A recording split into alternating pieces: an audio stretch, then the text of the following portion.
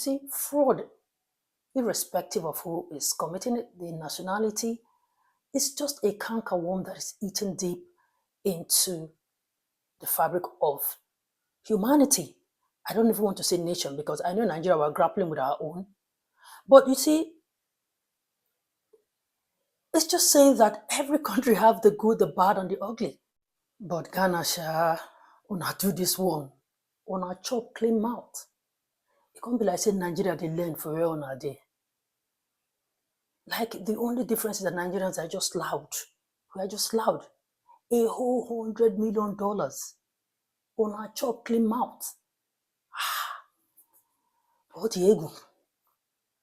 Like, that is so much money.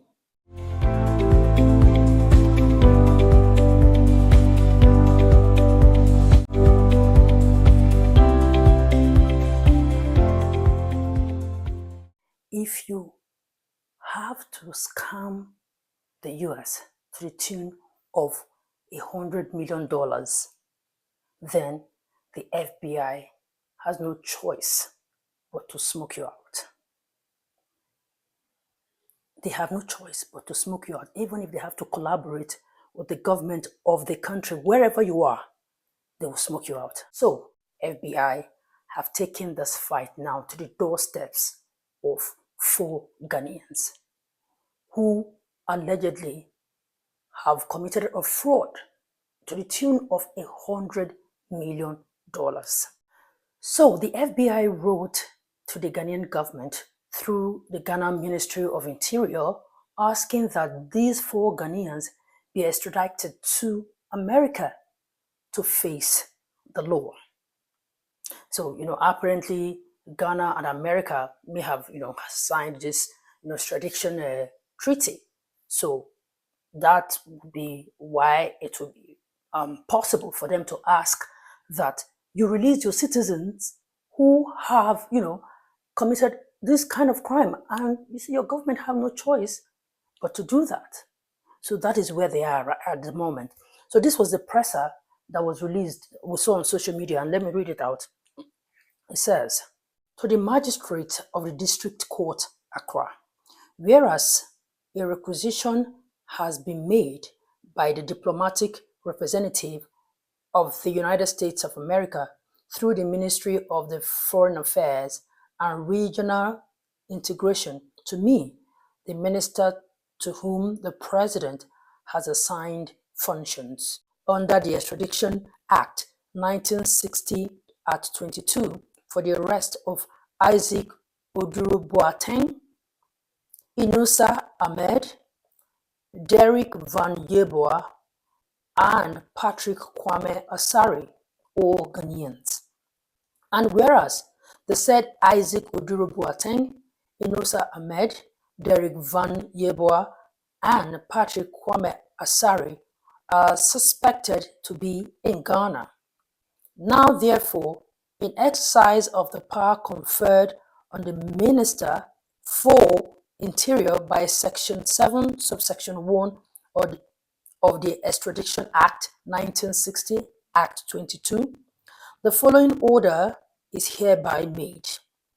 It is hereby signified that a requisition has been made to me as aforesaid, and you are hereby required in accordance with the provision of Section 7, subsection 1 of the Extradition Act of 1960, Act 22, to issue a warrant for the apprehension of the said Osih-Oyelude Boateng, Inusa Ahmed, Derek Van Yeboah, and Patrick Kwame Asari, for all of which these presents shall be for sufficient authority.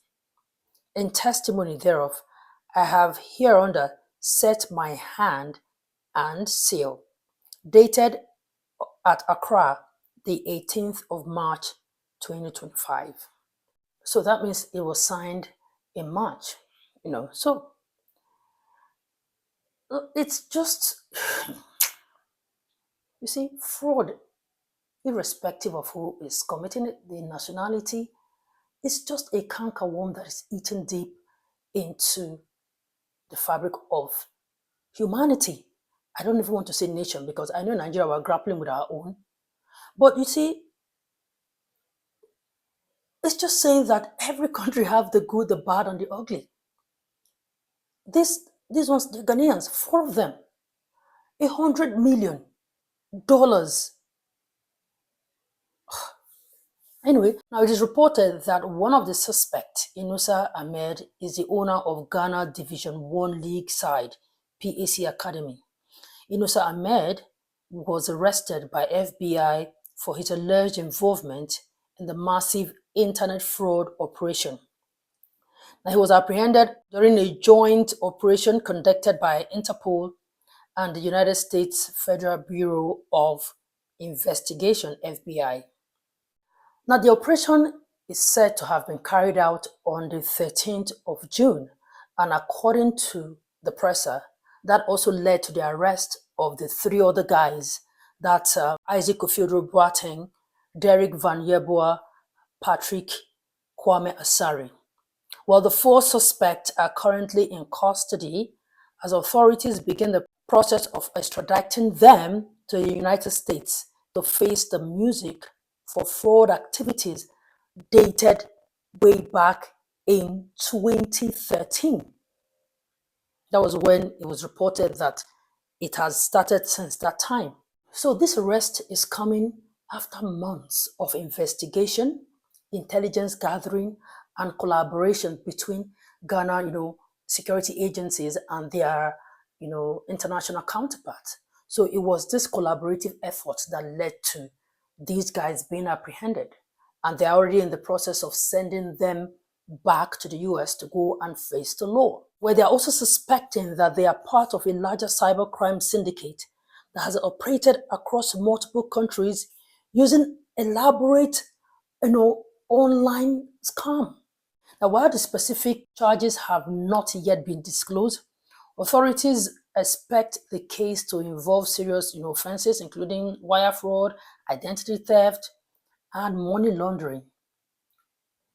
And these are all federal crimes in the US. You see, cool for anywhere. Every country have their own challenges. But Ghana, una do this one, una chop clean mouth. It can't be like saying Nigeria they learn for real on a day.